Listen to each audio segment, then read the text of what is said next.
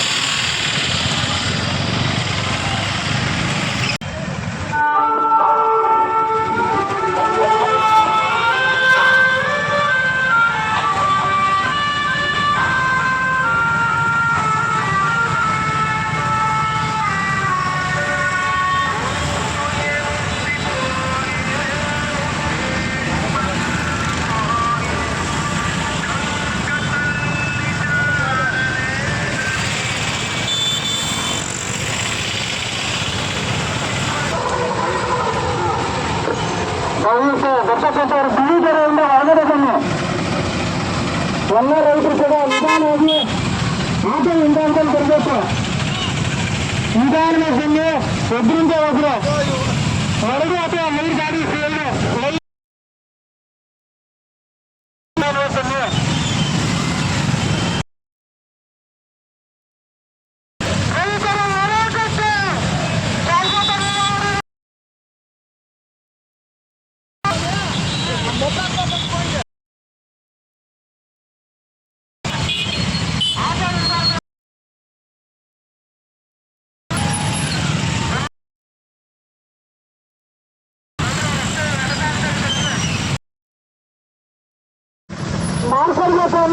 ಮುಟ್ಟಿನಲ್ಲಿ ಇವತ್ತು ಹೋರಾಟವನ್ನು ಹಮ್ಮಿಕೊಂಡಿದ್ದೀವಿ. ದಯವಿಟ್ಟು ಬಂದಿರ್ತಕ್ಕಂಥವರು ಸಾರ್ವಜನಿಕರಿಂದ ಈ ಕಾರ್ಯಕ್ರಮವನ್ನು ಯಶಸ್ವಿ ಮಾಡಬೇಕು. ಇದು ಒಂದಿರುತ್ತೆ ಈ ಹೋರಾಟ ನಿಲ್ಲಲ್ಲ, ಇನ್ನು ಸಾಕಷ್ಟು ಹೋರಾಟಗಳು ಮಾಡಬೇಕಾಗುತ್ತೆ.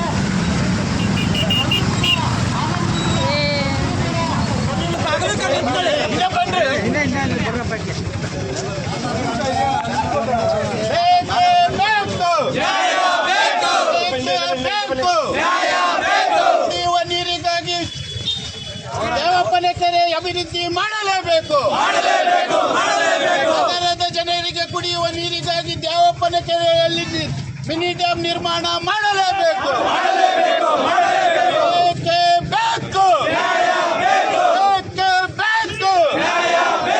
ಮಿನಿ ಡ್ಯಾಂ ನಿರ್ಮಾಣ ಮಾಡಲೇಬೇಕು. ದ್ಯಾವಪ್ಪನ ಕೆರೆಯಲ್ಲಿ ಮಿನಿ ಡ್ಯಾಂ ನಿರ್ಮಾಣ ಮಾಡಲೇಬೇಕು. ನಮಸ್ಕಾರ. ಇವತ್ತು ದಿವಸ ಸ್ವಲ್ಪ ರೈತ ಪುಸ್ತಕಕ್ಕೆ ಉದ್ಯೋಗ ಕಾಣಿಸುತ್ತೆ. ದೊಡ್ಡ ಮಾಡ್ತಾರೆ ಪುಸ್ತಕ ನಿಮ್ಮ ಪುಸ್ತಕ ಆಗೇ ಇರ್ತಕ್ಕಂಥ ಸ್ವಲ್ಪ ಇದೆ. ಏನು ಅಂತಾರೆ ಇವತ್ತಿನ ದಿವಸ ತಂದೆಗಳು ಅಲಕಾಪುರ ಗ್ರಾಮ ಪಂಚಾಯತಿ ವ್ಯಾಪ್ತಿಯ ಅಣೆಮೇನಲ್ಲಿ ಜವಾಬ್ದಾರಿ ಇರ್ತಕ್ಕಂಥ ಎರಡು ಘಟಕಗಳ ಮಕ್ಕಳ ಅಂದಿರ್ತಕ್ಕಂಥ ಒಂದು ಜವಾಬ್ದಾರಿ ಕ್ರಮವನ್ನು ಅಭಿವೃದ್ಧಿಪಡಿಸಬೇಕು, ನಮ್ಮ ಧ್ಯಾನವನ್ನು ಮಾಡಬೇಕು ಅಂತ ಹೇಳಿ ಸುಮಾರು 5 ವರ್ಷಗಳಿಂದ ನಾವು ಹೋರಾಟಗಳನ್ನು ಮಾಡ್ತಾ ಬಂದಿದ್ದೀವಿ. ಈವರೆಗೂ ಕೂಡ ಆ ಒಂದು ಹೋರಾಟಕ್ಕೆ ಪ್ರತಿಫಲ ಸಿಕ್ಕಿರಲಿಲ್ಲ. ಹಾಗಾಗಿ ಗೌರವಿದ್ದರು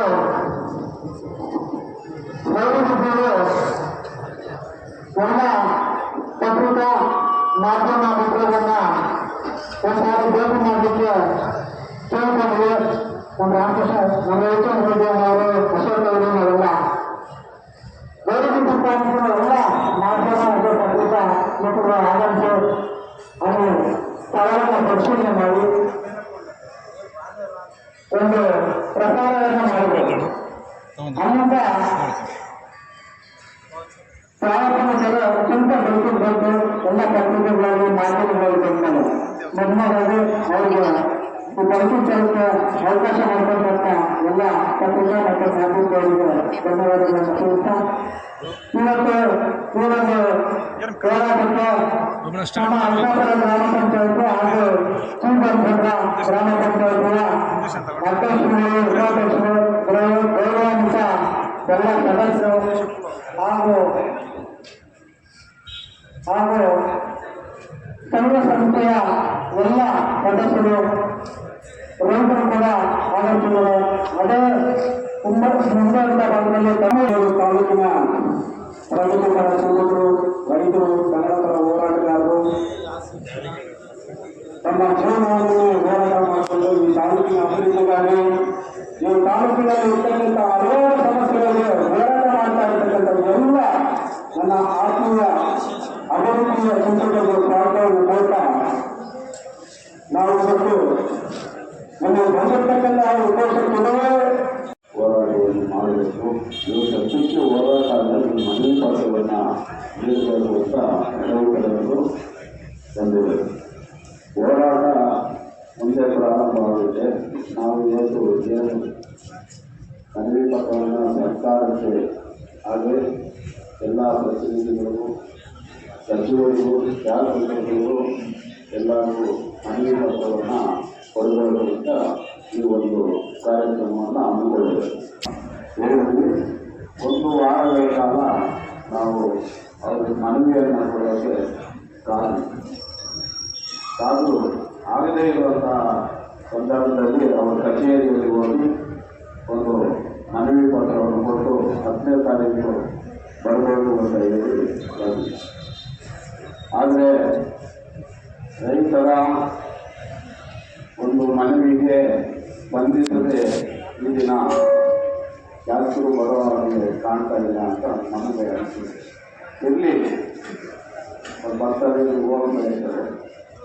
ಹಾಗಾಗಿ ಈ ಒಂದು ಹೋರಾಟ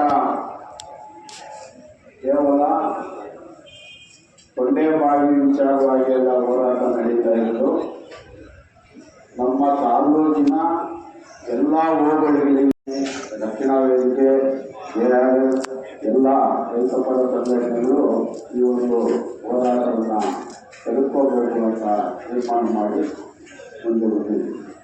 ಒಂದೊಳ್ಳೆ ನಾವು ಈ ಒಂದು CPR ಮಾಡೋಕ್ಕೆ ನಮಗೆ ಸಹಾಯ ನೀಡಿದಂತಹ AKRSನ ಜಿಲ್ಲಾ ಸಂಚಾಲಕರಾದಂಥ ಮಂಜುನಾಥ್ ರೆಡ್ಡಿ ಮತ್ತು HP ಲಕ್ಷ್ಮೀನಾರಾಯಣ ಅವರಿಗೆ ತಮ್ಮ ಎಲ್ಲರ ಪರವಾಗಿ ಧನ್ಯವಾದಗಳನ್ನು ತಿಳಿಸ್ತಾರೆ.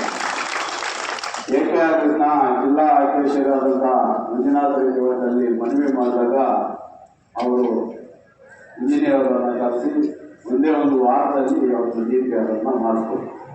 ಆ DPR ದಕ್ಷಿಣ ವೇದಿಕೆ, ARS ಎಲ್ಲ ರೈತ ಪರ ಸಂಘಟನೆಗಳು ಈ ಒಂದು ಹೋರಾಟವನ್ನು ತೆಗೆದುಕೋಬೇಕು ಅಂತ ತೀರ್ಮಾನ ಮಾಡಿ ಮುಂದೆ ಬಂದಿದ್ದೀವಿ.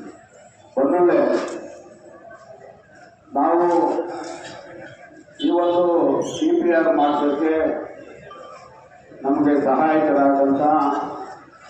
ನೀಡಿದಂತಹ AKRSನ ಜಿಲ್ಲಾ ಸಂಚಾಲಕರಾದಂಥ ಮಂಜುನಾಥ್ ರೆಡ್ಡಿ ಮತ್ತು HP ಲಕ್ಷ್ಮೀನಾರಾಯಣ ಅವರಿಗೆ ತಮ್ಮ ಎಲ್ಲರ ಪರವಾಗಿ ಧನ್ಯವಾದಗಳನ್ನು ತಿಳಿಸ್ತಾರೆ. AKRSನ ಜಿಲ್ಲಾ ಅಧ್ಯಕ್ಷರಾದಂಥ ಮಂಜುನಾಥ್ ರೆಡ್ಡಿ ಅವರಲ್ಲಿ ಮನವಿ ಮಾಡಿದಾಗ ಅವರು ಇಂಜಿನಿಯರನ್ನು ಕರೆಸಿ ಮುಂದೆ ಒಂದು ವಾರದಲ್ಲಿ ಅವತ್ತು DPR ಅನ್ನು ಮಾಡಿಸ್ಕೊಡ್ತಾರೆ. ಆ DPRಲ್ಲಿ 269 ಸರ್ವೆ ನಂಬರಲ್ಲಿ 202 ಎಕರೆ ಜಮೀನಿದೆ. ಆ ಜಮೀನಿನಲ್ಲಿ ಸುಮಾರು 23 ಮೀಟರ್ ಎತ್ತರದ ಬಂಡನ್ನು ನಿರ್ಮಿಸಬಹುದು. ಹಾಗೆ 490 MTC ನೀರನ್ನು ಅಲ್ಲಿ ಸಂಗ್ರಹ ಮಾಡಬಹುದು. ಅಲ್ಲಿ ಹೇಳ್ತಾ ಇದ್ದೀವಿ, ಅದು ಮಾಜಿ ಶಾಸಕರ ಶಿವಶಂಕರ ರೆಡ್ಡಿ ಅವರ ಕೃಪಾಪೋಷಿತ ಮಂಡಳಿ ಅಲ್ಲ, ಪುಟ್ಟರಾಮೇಗೌಡರ ಕೃಪಾಪೋಷಿತ ಮಂಡಳಿ ಅಂತ ನಾವು ಹೇಳ್ತಾ ಇದ್ದೀವಿ. ಯಾಕೆಂದ್ರೆ 35 ದಿನಗಳಿಂದ ವಾಟರ್ದೋಡ್ಸಲ್ಲಿ ರೈತರು ಅಲ್ಲಿ ಕೂತು ಹೋರಾಟವನ್ನ ಮಾಡ್ತಾ ಇದ್ದಾರೆ. ನಮ್ಮ 5 ಬೇಡಿಕೆಗಳನ್ನ ಹೇಳಿ ಈಡೇರಿಸಿ ಬನ್ನಿ, ಮಾತಾಡಬೇಕು, ಚರ್ಚೆ ಮಾಡಿ, ಜಿಲ್ಲಾಧಿಕಾರಿಗಳು ಮತ್ತು ನೀವು ಬಂದು ಈ ಒಂದು ನಮ್ಮ ಬೇಡಿಕೆಗಳನ್ನು ಈಡೇರಿಸಿ ಅಂತ ಕೇಳ್ಕೊಳ್ತಾ ಇದ್ರೆ, ಇವತ್ತಿಗೆ 38 ದಿನಗಳಿಂದ ಈ ಕಡೆ ತಿರುಗಿ ಕೂಡ ನೋಡಿಲ್ಲ. ಹಾಗಾಗಿ ಇವ್ರಿಗೆ ಪೂರ್ವಕ್ಕೆ ಕಾರಣ ಯಾರು ಅಂತ ನಿಮ್ಗೆಲ್ಲರಿಗೂ ಗೊತ್ತೇ ಆಗಿದೆ.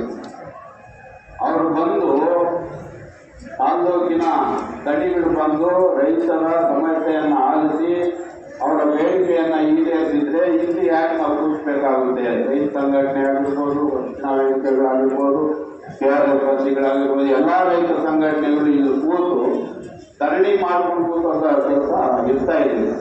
ಹಾಗಾಗಿ ಅವರಿಂದ ನಾವು ಕೂತಿರೋದು. ಮಾಜಿ ಶಾಸಕ ಶಿವಶಂಕರ ರೆಡ್ಡಿ ಅವರ ಇದರಿಂದ ಕೂತಿರೋದು. ಪುಟ್ಟರಾಮೇಗೌಡರು ಇಲ್ಲಿ ನಮ್ಮನ್ನು ಕೂರಿಸಿದ್ದಾರೆ ಅಂತ ನಾವು ಹೇಳ್ತಾ ಇದ್ದೀವಿ. ಹಾಗಾಗಿ ಈ ಒಂದು ವಾಟರ್ದೋಡ್ಸಹಳ್ಳಿ ವಿಚಾರ ಮುಂದುವರಿಯುತ್ತೆ. ಹಾಗೇನೆ ದ್ಯಾವಪ್ಪನ ಕೆರೆಯಲ್ಲಿ ಮಿನಿ ಡ್ಯಾಮ್ನ ನಿರ್ಮಾಣ ಮಾಡಬೇಕು ಅನ್ನುವಂಥ ಹೋರಾಟ ಕೂಡ ಮುಂದುವರಿಯುತ್ತೆ. ನಗರದ ನಾಗರಿಕ ಬಂಧುಗಳಲ್ಲಿ ಒಂದು ವಿನಂತಿಯನ್ನ ಮಾಡ್ತಾ ಇದ್ದೀವಿ. ಏನು ಅಂದ್ರೆ, ವಾಟರ್ದೋಡ್ಸಹಳ್ಳಿ ಕೆರೆ ನೀರು ಗೌರಿಬಿದನೂರು ತಂದರೆ ಅಲ್ಲಿನ ರೈತರ ಪರಿಸ್ಥಿತಿ ಹೀನಾಯವಾಗಿದೆ. ಹಾಗಾಗಿ ನಗರದ ಮತ್ತು ಅಲ್ಲಿನ ಕೊಂಡೇಬಾಳು ಹೋಬಳಿಯ ಎಲ್ಲ ರೈತರಿಗೂ ಅನುಕೂಲವಾಗಿರುವಂತಹ ದ್ಯಾವಪ್ಪನ ಒಂದು ಚಿಕ್ಕ ಕೆರೆಯನ್ನ ಮಿನಿ ಡ್ಯಾಮ್ ಆಗಿ ನಿರ್ಮಾಣ ಮಾಡಿದ್ರೆ ತಮಗೆಲ್ಲರಿಗೂ ಈಗಿರುವಂತಹ ಒಡಕು ಏನಿದೆ, ಇವಾಗ ಇರುವಂತಹ ಎದುರ್ತಾ ಇರುವಂತಹ ಹಲವಾರು ಕಲ್ಲೋರು ಗೌರಿಬಿದನೂರಲ್ಲಿ ಪರಿಸ್ಥಿತಿಗೆ ಇಲ್ಲ ಬರುವ ಇದೆ ಬಂದಿದೆ. ಹಾಗಾಗಿ ನಮ್ಮ ನಗರ ಭಾಗದ ಜನರು ಕೂಡ ನಾವು ಹೇಳ್ತಾ ಇರುವಂತಹ ದ್ಯಾವಪ್ಪನ ಕೆರೆ ಬಂದು ಇಂದು ಈ ಹೋರಾಟವನ್ನು ಕೂಡ ಮುಂದಿನ ದಿನಗಳಲ್ಲಿ ಈ ಹೋರಾಟವನ್ನ ಯಶಸ್ವಿ ಮಾಡಬೇಕು. ದಯವಿಟ್ಟು ಅರ್ಥ ಮಾಡ್ಕೋಬೇಕು.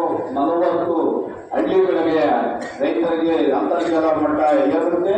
ಹಾಗೇನೆ ಇಲ್ಲಿ ಏರುತ್ತೆ. ಹಾಗೆ ನಗರದ ಭಾಗದ ಊರಿಗೂ ಕುಡಿಯುವ ನೀರಿಗೆ ಅನುಕೂಲ ಆಗುತ್ತೆ ಅನ್ನೋ ಮಾತನ್ನು ಹೇಳ್ತಾ, ಹಾಗೇನೆ ನಮ್ಮ ಮಾಜಿ ಶಾಸಕರಾದಂಥ HN ಪ್ರಾಧಿಕಾರದ ಅಧ್ಯಕ್ಷರಾದಂಥ ಶಿವಶಂಕರ ರೆಡ್ಡಿ ಅವರು 2 ನಿಮಿಷದಲ್ಲಿ ಬರೋರಿದ್ದಾರೆ. ನಮ್ಮ ಮನವಿಯನ್ನು ಕೂಡ ಸ್ವೀಕಾರ ಮಾಡೋರಿದ್ದಾರೆ. ಅದರ ಮುಂದಿನ ಭಾಗವಾಗಿ ಈಗ ನಮ್ಮ ರೈತ ಮುಖಂಡರಾದಂಥ ಆದಿಮೂರ್ತಿ ರೆಡ್ಡಿ ಅವರು ಮಾತನಾಡಿದ್ದಾರೆ.